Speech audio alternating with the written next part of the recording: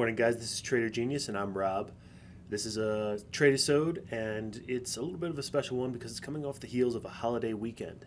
The market was closed yesterday, Monday. So over a 3-day, a longer weekend, people generally have more time to reflect and make decisions. Some bigger moves can happen. Doesn't mean it's predetermined. Doesn't mean it's going to happen. You just have to be ready for it. So maybe on a Monday or a Tuesday following a Monday close, you just follow a little bit more. Let's see what the market's going to settle down and do. I already wait for the first 6 minutes. We're currently at 9:38 Eastern time, and you can see right here I'm looking at SPY S&P 500 index. It's basically going sideways, and there's not a lot of volume. So we'll see. We'll see what happens. It does look red to start the morning. It is below its opening price, and got some good red market indicators. But we'll wait and see. This is still kind of sideways. Dow Jones also sideways. This is the Russell 2000, IWM, and then QQQ is the NASDAQ 100. It's got a little more volume, a little bit better movement, but still sideways. A few stocks in my basket. Got NVIDIA here.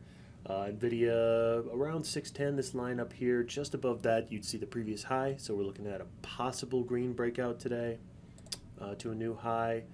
Disney is butting up against the low for the morning, so that's already showing red. Facebook has had a nice green burst. We'll see if that continues, and it's about to get into it right now. Okay, we don't have market support, so I'm just going to use a little control click there and see what would happen with Facebook in this trade. If it follows through, cool. Then, it's a morning where green stocks can trend. But we'll wait and see. It has hit this top before. So let's see if the behavior is there. I use a little control click marker for a little mock trade in real time so I don't have to risk my actual dollars and cents on it. It's a tool I have. If I'm not ready or my rules aren't met, my system isn't completely aligned and in place, the risk is just a little bit too much, and I'll see what happens with it. I'll see what the buyers and sellers do with it, but it's not ready for me. So we'll see what happens around 273 there for Facebook. Come back to it in a minute. Microsoft, there's some selling early, a little buying and then selling. So we'll see what the tail tells. Microsoft, we've got some red movement on these indexes. Now, the indexes, for context, did open up. You can see right here, Dow is now breaking below its 52-week high. This is the Dow Jones hitting an all-time high this morning. It actually opened at an all-time high due to trading over the long weekend. So it gapped up a little bit, and now we're seeing a whole lot of uncertainty, a whole lot of argument. You have some funky-looking candles. They're not, smooth and congruent, higher highs, lower lows. There's a lot of argument and not a ton of volume just yet. So we'll see where the indexes go. QQQ right up around opening price. IWM threatening to break down to that previous high. And you can see the 52-week high for a 20-day break above for that would be just over 230 a share for the Russell 2000. And SPY also sideways. So we have a little bit of a red lean towards the market. So let's look at some stocks that might be breaking red. NVIDIA, if it had a nice big fat candle, breaking down below that 600 mark, that would be a nice one for red into new territory. You do have to look at these stocks on multi-day charts to make sure you're not running into a brick wall. It is important to know where your resistance and support are. And for NVIDIA, there has been some support right around that 591, 592, 591 and a half, 592. So we'll take a look at that. The lowest it's been for the day is 598. So that very specific breakdown. Entry, right around 597 and a half, maybe get out 592 and a half. You want to enter and exit into strength so that you don't get caught in the turnarounds.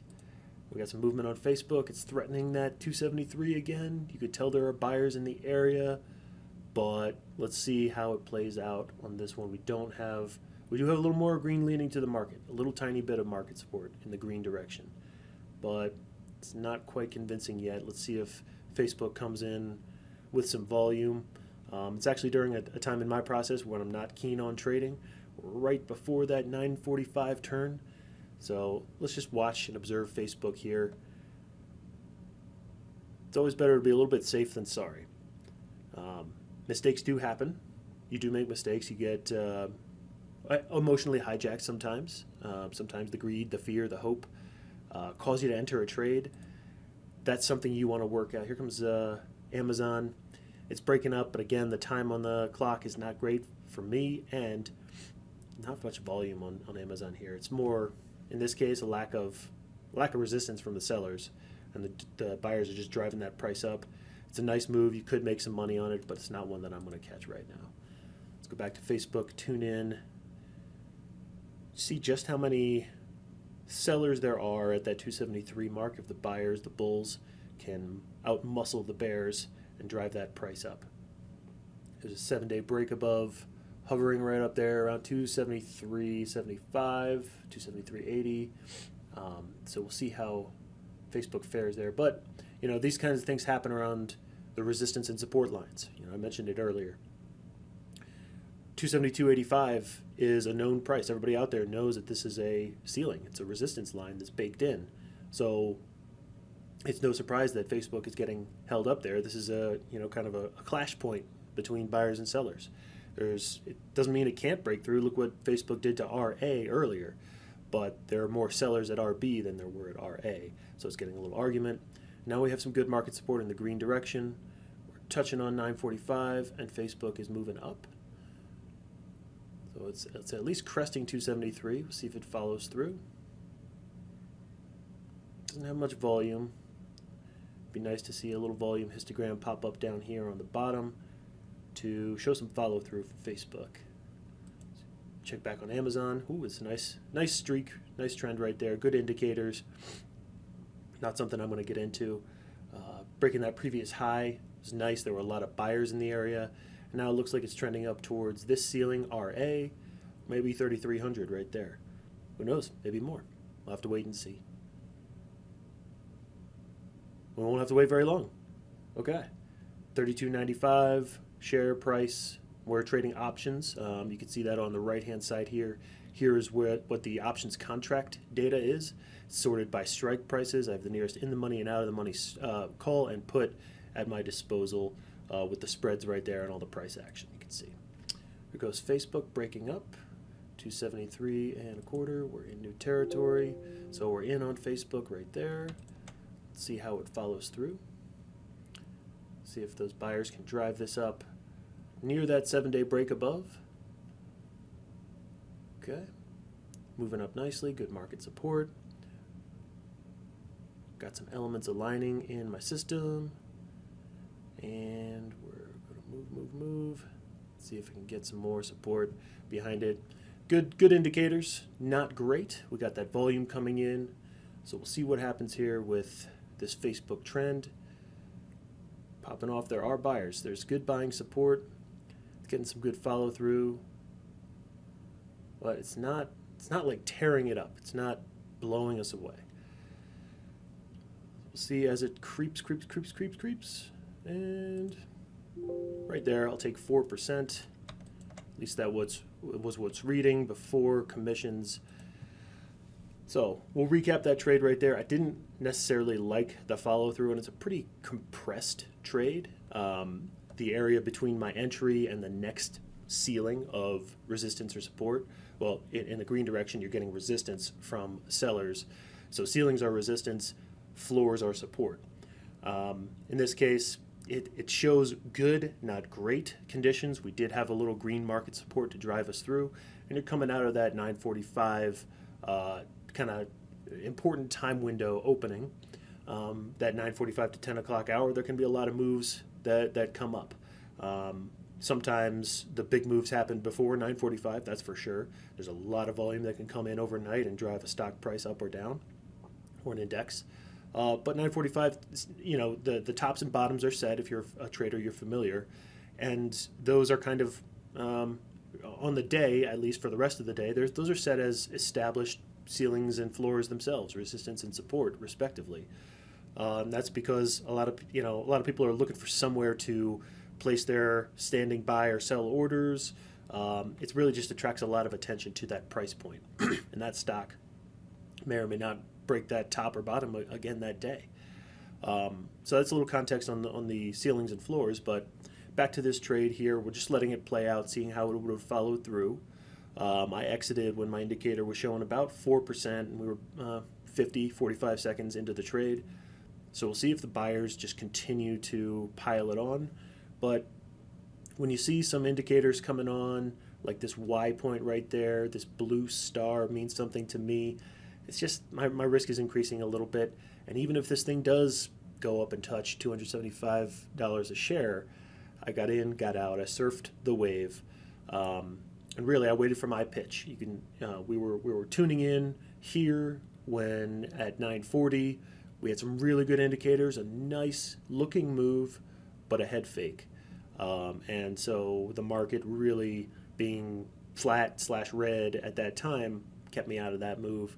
Waited for the market support to come in, cleared that big time window, 9:45, and got a little bit of a bite out of Facebook. And now you can see right here, we got a big red candle coming in. If I wasn't out already, which I was, but if I had held this long onto hope and got a little bit longer trade than I'm comfortable with, than I'm used to, then I would be feeling that stress right now. I would be feeling anxiety and this lack of control that we as traders feel, and they can poison your mindset. It's not great for you. It's not great for you mental health wise, and it's also not great for your trading results and effectiveness as a trader over time, because you're entering and exiting based off of these flighty emotions. Even as guys, don't put it on the women. Yeah, there's a stereotype that women are more emotional than guys. Oh, I don't think so. Even in the Marines, we gossiped and we caught feelings sometimes. We had thicker skin than some, but on my teams, there were plenty of emotions thrown around, and us as traders, if I'm talking to you guys, acknowledge that emotions might be present in your trading mindset. It's not a good thing, a bad thing. You're not to blame for them. You're not some kind of weak man because you feel emotions. No, you're a human being. Let those emotions exist. Just don't let them into your trading. Practice a kind of like a mindset of just relaxed focus. That's what you're looking for.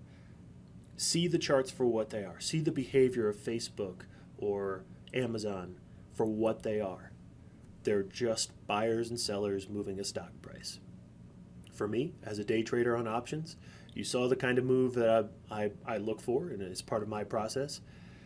And I won't deviate from that unless I'm hijacked and I'm compromised in my mindset. That's the only time I'll ever deviate from my rules, when I'm not myself, when I'm not thinking right. But I've trained and I've practiced over and over again to not let that happen and to maintain this 100% focus on what is within my rules and within my process to trade. If it doesn't fit my very specific rules for a low risk trade, not going to do it. For instance, I'm still recapping Facebook in my mind. I'm still letting that settle. I need to log that before I start looking at Amazon. As tempting as it is, if it breaks above 3,300 right now, it might go running for a while. There's a lot of money on the table. Can't think about it as money. You can think about it, or you can think about it as money, but that's a good recipe for allowing the emotions in, because we all tend to get emotional about money. Whether we're up, whether we're down, emotions do come in. The exhilaration of the highs of gaining money, if you're playing the gambler's mentality, and then the crushing defeat of the loss. Facebook is moving up a little bit again. We'll see how it does around this. These couple ceilings, the 7-day break above in the RC. But that's really, I guess, what it comes down to is that gambler mentality about trading comes from letting your emotions drive your trading decisions. So just let them go. You don't need them. Greed isn't going to help me make a better trade, a more process-based trade on Facebook here, or hope isn't going to fuel Amazon to go above $3,300 a share. That's not going to happen. I don't have power over that. It's not in my control. So deep breath, let it go. Probably the best lesson I can give you for this morning is just let it go. let go of those emotions. Don't let them drive. I mean, you can do yourself a favor. I know it's difficult for some of us when you have kids in the house, the whole family's home, maybe working from home. There may be distractions galore. Find something, find some way to get a 100% focused trading space, whether that's day trading options or Forex or you're just trading your stocks for 30 minutes at night.